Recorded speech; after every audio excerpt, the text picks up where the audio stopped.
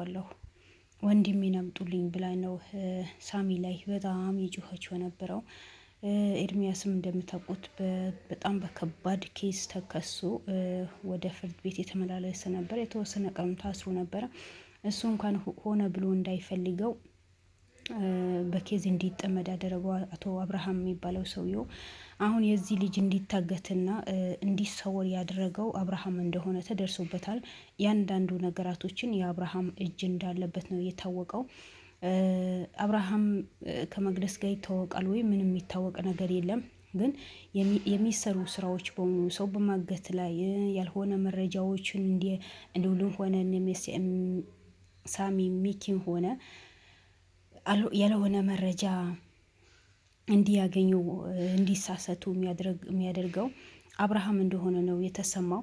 ለማንኛውም ውድ ቤተሰቦቼ በዛ ሰዓት በዛ መከራ በዛ ስቃይ የጠፋው ጀግናው የነበልባል ዋና ነገራቶችን መረጃዎችን በታማኝነት ቢሰበስብ ተስፋዬ ተገኝተዋል። እንኳን ደስ አላችሁ ውድ ቤተሰቦቼ፣ እኔ በጣም ደስ ብሎኛል። ኤርሚያስም ሆነ ሳሚ እንኳን ደስ አላችሁ።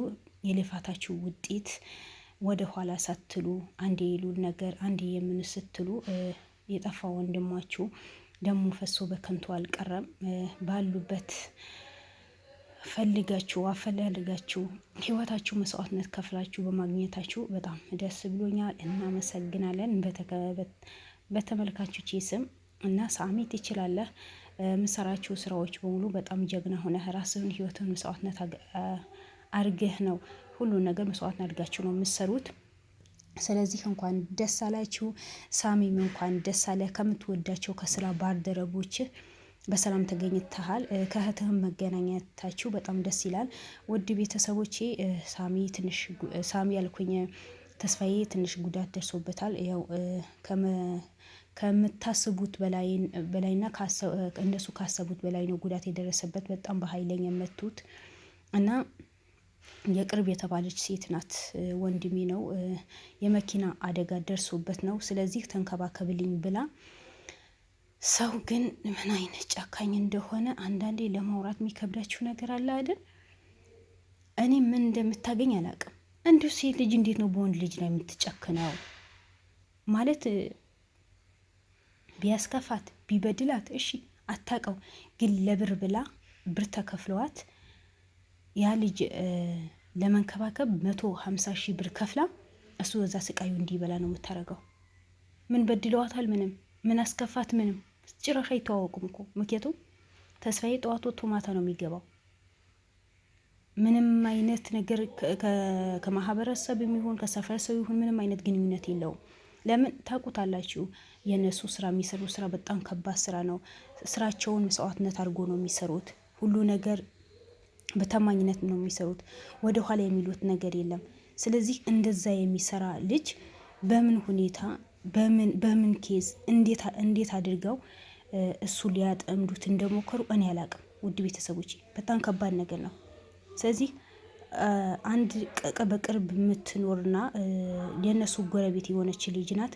እኔ ከአቅምህ በላይ የሚሆን ህይወትህን የሚለውጥ ብዙ ብር እከፍልሃለሁ። ስለዚህ ይሄ ልጅ ተንከባከቦ ማንም ቢመጣ አሳልፈህ እንዳሰጥ በየ2 ቀን ይታሰብልሃል። አሁን ለጊዜው ይሄ 150,000 ብር ያዝ ብላይ ነው። እኔ ወንጀል ይሁን ምን ይሁን ማቀው ነገር የለም ብሎ ነው የተናገረው። አሁን መቀመጥ አይችልም፣ መንቀሳቀስ አይችልም። ጎኑ በጣም ተጎድተዋል፣ አንድ እግሩ በጣም ተጎድተዋል፣ ወገቡ በጣም ጎዱት። ምክንያቱም እነዚህ ጨካኝ አረመኔ የሆኑ ሰዎች በጣም በኃይለኛ ነው የደበደቡት። ምንም አይነት ርህራሄ ሳይኖራቸው፣ ምንም አይነት እዝነት ሳይኖራቸው ደበደቡት። ምንም ያጠፋው ነገር እኮ የለም። ለምን የመቅደስ ልጅ ከትምህርት ቤት ሂደህ አምጥተሃል? ምክንያቱም እነሱ ልዑልም ሆነ ሚኪያስም ሳሚም ሚኪም ለማጥፋት ይሞክራሉ። እነሱ አጥፍተው እፎየው ብሎ የሚያርፉ ነው የሚመስላቸው። በጣም ኃይለኛ ጀግና የሆኑ ከካሜራ ጀርባ ሆኖ የሚሰሩ ጀግና ወንዶች እኮ አሉ። እነሱ ቢጠፉ እኮ ልዑል ቢጠፋ ሌላ ልዑል አለ። በጣም ታማኝ የሆኑ በታማኝነት የሚሰሩ በጣም ጀግና ልጆች አሉ። ግን አንዳንድ ስግብግብ የሆናችሁና ብር ወዳጅ የሆናችሁ ሰዎች ልዑል ብቻው የሚሰራ ይመስላችኋል። ልዑል ብቻው አይሰራም እኮ። ኤርሚያስ ለብቻው አይሰራም። ብዙ ልጆች ብዙ ተከታይ ልጆች አሏቸው። ከእነሱ ጋር አብሮ ነው የሚሰሩ። ስለዚህ ተስፋዬም እኮ አንድ ጀግና የተባለ በታማኝነት የሚሰራ መረጅ እያንዳንዱ ነገር ከስር ስር ሂዶ ተከታትሎ የሚሰራ ጀግና ወጣት ነበር እኮ። ዛሬ እናንተ ጎዳችሁ። ይብላኝ ለእናንተ ለብር ብላችሁ ምንም የማይጠቅማችሁ ለአንድ ቀን የምትደሰቱበት ብር ብላችሁ የሰው ህይወት እድሜ ልኩ እንዲጨልም በሽተኛ እንዲሆን ቤተሰቡ እንዲከፋ ታደርጋላችሁ። ምንድን ነው ጥቅማችሁ? ምንድን ነው የምትጠቀሙት? የተስፋዬ እህት ያ ሁሉ አለቀሰች፣ ያ ሁሉ ሆነች፣ ያ ሁሉ ጮኸች። ጥቅማችሁ ምንድን ነው? እስኪ ጥቅማችሁ ምንድን ነው የተጠቀማችሁ? ብሩ ሳምንት ያቆያችኋል? ብሩ አመት በሙሉ ትቆይበታላችሁ? ህይወታችሁ ይገዛል ወይ? ከሞት ያተርፋችኋል ወይ? እንዶ ምን አይነት እረ ኢትዮጵያ ላይ እንዶ እውነትም ዘላለም ዘገየ እንዳለ ያልሰማነው እንጂ ያላየነው የለም። ሀገራችን ላይ ያለው እውነት እኮ ነው። አላህ እድሜና ጤና ከሰጠን እኮ ከዚህ በላይ እናያለን። እናንተ ከዚህ በላይ የምትሰሩ ሰዎች ናቸው። እርግጠኛ ነኝ ብር የምታገኙበት ነገር ከሆነ እናት አባታችሁ ከመሸጥ ወደ ኋላ ማትሉ ሰዎች ናቸው። 100% እርግጠኛ ሆኜ ነው የማወራው። ምክንያቱም የሰው ህይወት ምንም አያሳዝናችሁ። ስለ ቤተሰቡ የሚያስብ ሰው እኮ የሌላ ቤተሰቡ ህይወት እኮ ያሳዝነዋል፣ ያሳስበዋል። እናንተ ግን ምንም አይነት እዝነት የላቸውም። ለስም እኮ ሰው ናችሁ፣ ከሰው ነው የተፈጠራችሁት። ግን እናንተ ከሰው የተፈጠራችሁ አትመስሉ፣ አዛኝ አትመስሉ፣ ሰው አትመስሉ። ምስራችሁ በሙሉ የአውሬ ስራ። አውሬም የራሱ ልጅ የራሱ አውሬ የተባለው ሌላ ሰው ሲነካበት ሌላ ሰው መጥቶ ወይ ሌላ ነገር መጥቶ ሲነካበት እንዴት እንደሚሆን ያየን እኮ ነው። ግን እናንተ እንደ ራሳችሁ ሰው የሆነ ሰው ለማጥፋት ለመግደል ችግር እንዲደርስበት በሽተኛ እንዲሆን አካል ጉደሎ እንዲሆን ታደርጋላችሁ። ምን ሊያደርጉላችሁ እኮ አይደለም። ለአንድ ቀን ወይ ለጫታችሁ የሆነ ለመጠጣችሁ የሚሰጣችሁ ብር እኮ ነው የሰው ህይወት የምታበላሹት። እንዲሁ ጸጸት የሚባል ነገር አይሰማችሁ? ምንም አይነት እኔ ህሊናችሁ ግን እንዴት ነው የምታደርጉት?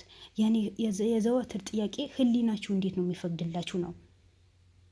እኛ እኮ ከእንስሳ የምንለየው እኮ ህሊና ስላለን እኮ ነው።